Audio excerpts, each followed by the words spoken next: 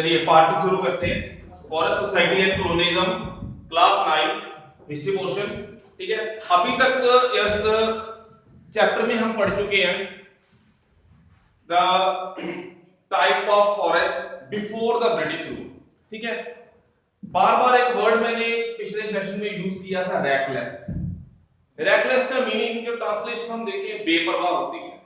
अंग्रेजों ने railway line बिछा दी थी, शिप इंडस्ट्री को सपोर्ट करना था। ठीक है, धड़ाधड़ धड़ल्ले से अपना प्रॉफिट लेने के लिए वो जंगलों को साफ करते गए। ऐसा नहीं कि इंडिया में हुआ, ये कांड जो है इंग्लैंड में उनकी अपनी धरती में भी हुआ, वहां भी इंग्लिश बिलों की बहुत बुरी तरह से कमी हो गई थी। अब ऑफिशियल्स को लगने लग गया कि ईस्ट इंडिया कंपनी किस मोटिव से बनाई गई थी। ठीक है, आपने रामायण की कहानी में रावण सुना होगा, करेक्टर है जो मेन करेक्टर है। ठीक है, उसके 10 सिर होते हैं। अब कंपनी क्या थी एक्चुअली, ऐसे 100 रावण को जुड़ के या 200 रावण को जुड़ के एक कंपनी बनाई गई, that was called east India company. Motive था कि इंडिया के लोग या ह्यूमन बीइंग या एनिमल्स चाहे नेचर गई तेल लेने, हमें अपना प्रॉफिट चाहिए। प्रॉफिट कमाते कमाते डिसबैलेंस हो गया था इकोसिस्टम का, फॉरेस्ट का। तो इन्हें ऐसा लगने लग गया डेफिनेटली कि अब फॉरेस्ट सिस्टम को मैनेज करने के लिए हमें कुछ ना कुछ कदम उठाने पड़ेंगे। करते कराते एक व्यक्ति जो जर्मनी के थे, Mister Dietrich Brandis, he was appointed as the first inspector general of the forest management. और 1863, आई रिपीट 1863 में उन्होंने इंडियन फॉरेस्ट सर्विस का निर्माण किया, गठन किया, डिपार्टमेंट सेटअप किया। ठीक है, तो इस 63 में वो आई थी, 60 और नहीं हाँ जी, 63 में वो इंडिया में आए थे एंड देन 1864 में फॉरेस्ट इंडियन फॉरेस्ट सर्विस का उन्होंने गठन किया, जो डिपार्टमेंट को सेटअप किया। आफ्टरवर्ड्स उन्होंने एक रूल बुक बना दी, इंडियन फॉरेस्ट एक्ट 1865। ठीक है, ये अमेंड हुआ 1878 में एंड देन अगेन अमेंडेड 1927 में। हमने यहां तक पढ़ा था कि जो अमेंडमेंट एक्ट था of the Indian forest act 1878, यहां पर इंडियन फॉरेस्ट को 3 कैटेगरी में डिवाइड कर दिया था, the reserve forest, the protected forest and the village forest. अंग्रेजों ने प्रॉफिट कमाना भी था फॉरेस्ट से, और ये भी चाहते थे कि जो इन फॉरेस्ट से हम हमेशा के लिए इन्हें प्रॉफिट आता रहे। ऐसा ना हो कि जैसे सोने की मुर्गी देने, सोने के अंडे देने वाली जो मुर्गी है, भी एक बार मुर्गी में छुरी मार दो, सारे अंडे निकाल लो, उन्हें ऐसा था कि अंडे देते ही रहे। तो इसीलिए इन्होंने ये सिस्टम लाया, reserve forest, protected forest and village forest. अब बात करते हैं उसके अगले वर्जन की, आज की जो आज का हमारा टॉपिक रहेगा। ठीक है, इस टॉपिक में बात करेंगे हम कि ये फॉरेस्ट एक्ट जो आई उसके कारण जो फॉरेस्ट या ट्राइबल सोसाइटी थी उन पर क्या इफेक्ट हुआ, एग्रीकल्चर पर क्या इफेक्ट हुआ। ठीक है, ओवरऑल ट्रेड उस पर क्या इफेक्ट किया। ठीक है, तो फॉरेस्ट एक्ट बनने से पहले, इवन आज भी है, ठीक है, उन्हें स्पेशल राइट्स दिए गए हैं। तो यहां पर फॉरेस्ट में क्या हुआ करती थी, ट्राइबल सोसाइटीज।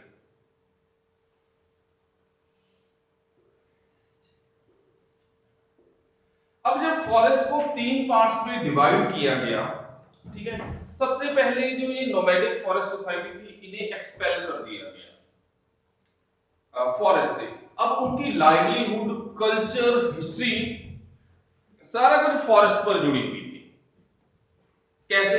जिस तरह से हम मैंने पहले बात की थी, जैसे हम सिटीज में रहते हैं, एकदम से हम सबको उठा के फॉरेस्ट में डाल दिया जाएगा, रख दिया जाएगा, हम अब आज के बाद उस लाइफस्टाइल में हम जिएंगे तो हमारे लिए बहुत ज्यादा मुश्किल हो जाएगा, नहीं सरवाइव कर पाएंगे। ठीक है, तो इसी तरह जो ट्राइबल सोसाइटीज थी उनका भी जो है lifestyle, livelihood, history and culture ये इफेक्ट हुआ ही हुआ। ठीक है, अब एक फॉरेस्ट सोसाइटी डिपेंड कैसे थे फॉरेस्ट में? फर्स्ट ऑफ ऑल उनका ये होम था, पहली चीज। ठीक है, क्योंकि उनका कल्चर ही ऐसा था फॉरेस्ट में रहना। अब एक चीज ध्यान में रखिएगा, ये ट्राइबल सोसाइटी का मीनिंग बिल्कुल मत लीजिए कि आज से 5000 साल पहले, 6000 साल पहले की बात नहीं कर रहा। ये ट्राइबल सोसाइटी सेटअप हो चुकी थी and they know how to agriculture the land, they know how to domesticate the animal, they know how to ride the horses. जब जो कैटल है उन्हें चरवाने के लिए फॉरेस्ट में लेके आना, वहां से लेके आना, वो अच्छी तरह से थे, ट्रेन थे। First of all the forests were the home of the tribal societies. दूसरी, उन्हें चाहिए था area for grazing their cattle. अपने जानवरों को, कैटल को चराने के लिए वो फॉरेस्ट में लेके जाते थे। जो ये मैं करवा रहा हूं, ये टॉपिक है how are the lives of people, मतलब ट्राइबल पीपल अफेक्टेड। ये था। दूसरा, दे यूज बैम्बू, इनके फॉरेस्ट प्रोड्यूस को यूज करते थे। They use forest produce, like bamboo को यूज करते थे फेंसिस बनाने के लिए, हर्ब्स को यूज करते थे मेडिसिन बनाने के लिए, फ्रूट्स को यूज करते थे फॉर देयर फूड। ठीक है, इस तरह से जितनी भी फॉरेस्ट की प्रोड्यूस थी उसे वो यूज करते थे for the sake of livelihood. और सूखी लकड़ी को यूज करते थे फॉर बॉन फायर, जिससे उन्हें गर्मी भी मिलती थी, प्लस जंगली जानवर रात के टाइम में उनके नजदीक नहीं आते थे। ये उनका लाइफस्टाइल था। ठीक है, और एक और चीज बहुत इंपॉर्टेंट प्ले करते थे, शिफ्टिंग एग्रीकल्चर।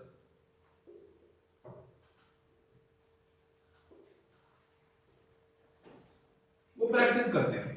शिफ्टिंग एग्रीकल्चर मैं डिटेल में बता दूं क्या?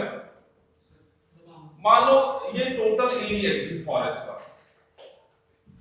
ठीक है, उसका उसे पार्ट्स में डिवाइड कर रहा हूं मैं। क्या होता था कि वो अपना एक पर्टिकुलर पैच लैंड का, मान लो ये वाला, उसे पहले कट कर दिया। ठीक है, और जितनी भी लकड़ी, पत्ते, घास फूस पड़े उस पैच में उसे जला देते। अब वहां पर क्या रह जाती? ऐश। ठीक है, उसके बाद जब सावन के मंथ में वहां बीज बोए जाते, गिरा देते बस। ठीक है, वो नेचुरली वो जगह पर फसल होती है। इसी पैच पर एटलीस्ट 4-5 साल या 8 साल तक खेती की जाती, बीज बार बार डाले जाते, फसल निकलती। ठीक है, और 8 साल की प्रैक्टिस के बाद एटलीस्ट उस जगह की फर्टिलिटी कम हो जाती थी।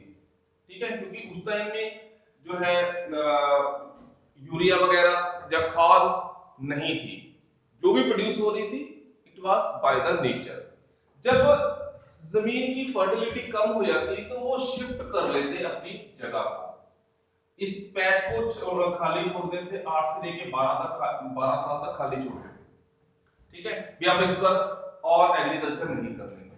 अब वो एग्रीकल्चर की जगह चेंज कर लेते, शिफ्ट कर लेते।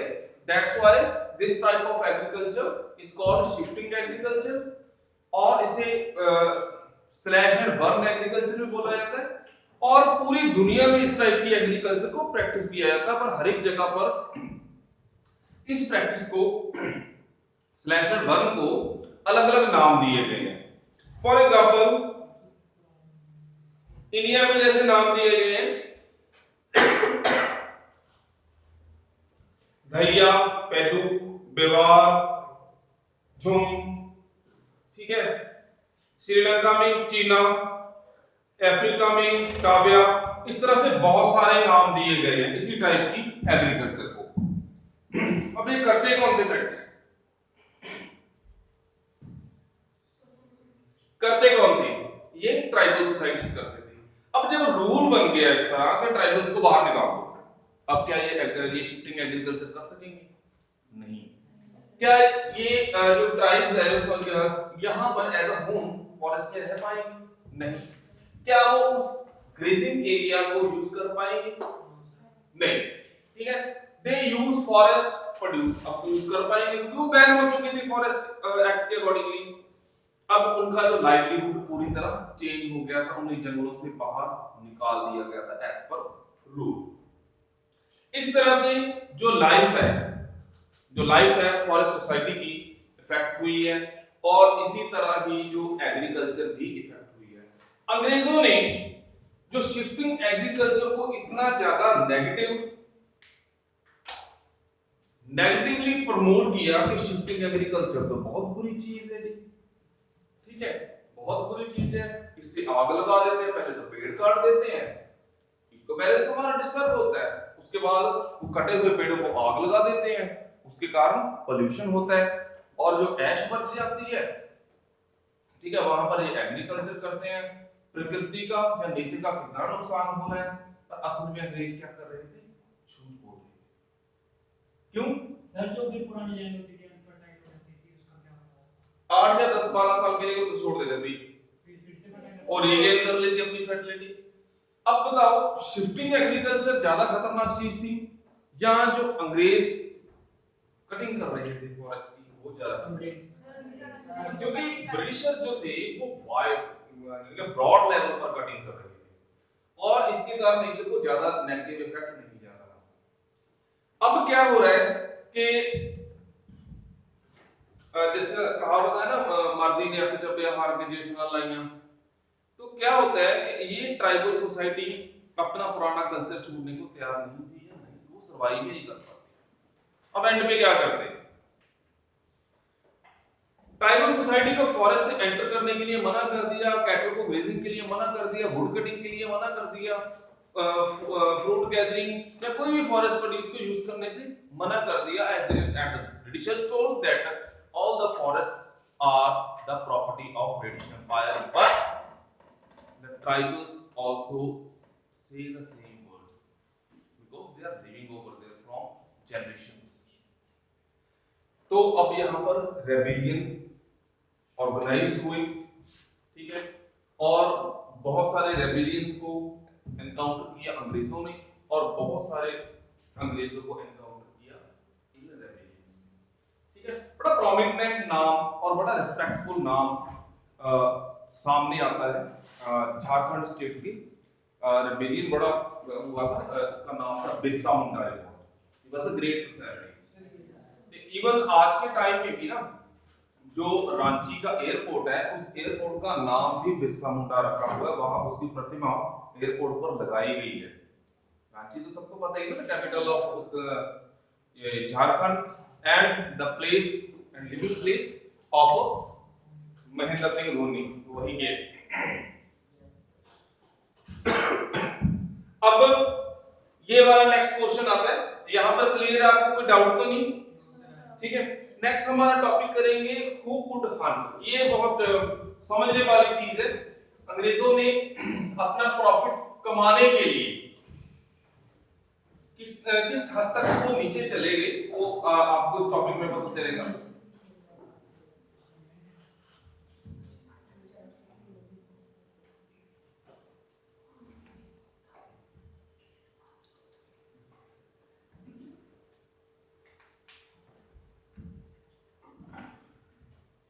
नेक्स्ट टॉपिक,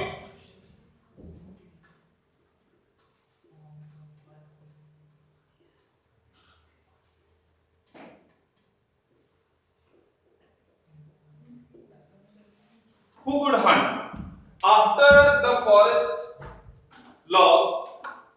हंटिंग जो थी, जैसे ट्राइबल सोसाइटी थी, फॉरेस्ट लॉ से पहले ये भी हंटिंग करते, ठीक है, किस चीज के लिए? For the sake of their own food, उस चीज के लिए करते थे, और उसका वो मास लेवल पर नहीं कर रहे थे, ठीक है।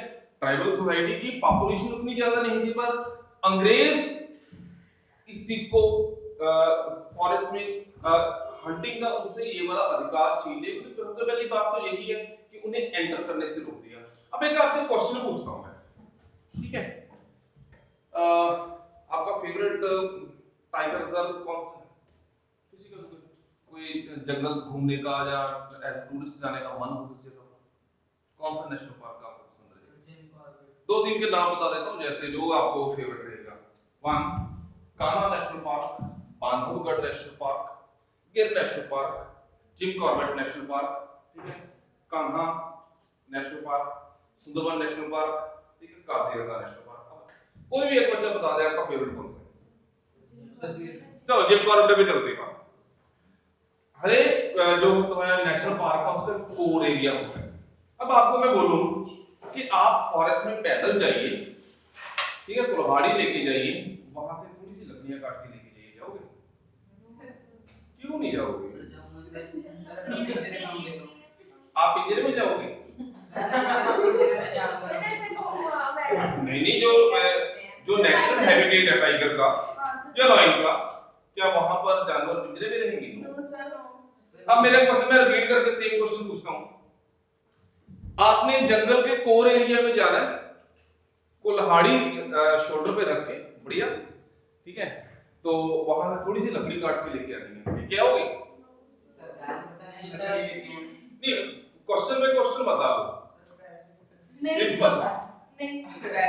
नहीं, उस लकड़ियों को शाम को जलाएंगे, उसकी आग गर्मी से। अब बताओ अब मैं क्वेश्चन आप सबकी तरफ से आंसर नो है, तो पहले आप ही बताइए आप क्यों नहीं जाना चाहोगे? सर वहाँ पर शेर होंगे, शेर होंगे, खा जाएंगे। सर लेने को ले आए पर वहाँ पे जानवर होंगे ना, कहीं अटैक करते हैं।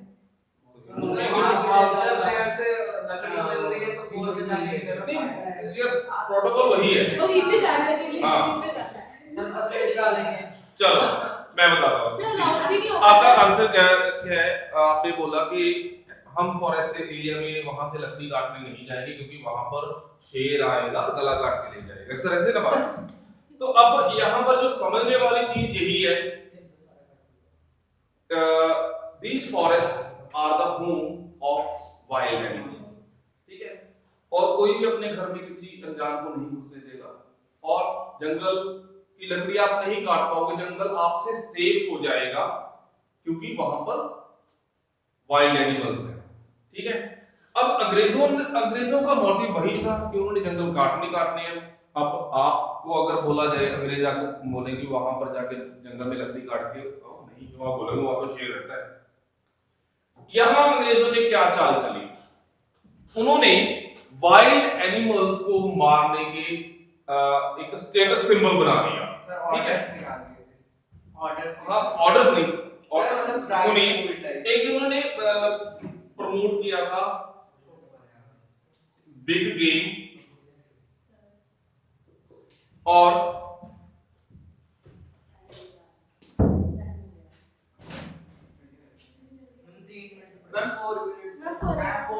ओके, बिग गेम या टाइगर ट्रॉफी, ठीक है। रॉयल फैमिलीज का सिंबल बना दिया गया, ठीक है, कि बड़े-बड़े जो वाइल्ड एनिमल्स उन्हें मारो और उसके बदले में उन्हें ट्रॉफी मिलती थी, टाइगर ट्रॉफी, ठीक है, या बिग गेम का नाम दिया गया। और on the name of game so many innocent wild animals, मैं इनोसेंट इसलिए बोलूंगा क्योंकि कोई भी बंदा अपने घर में किसी को घुसने नहीं देगा।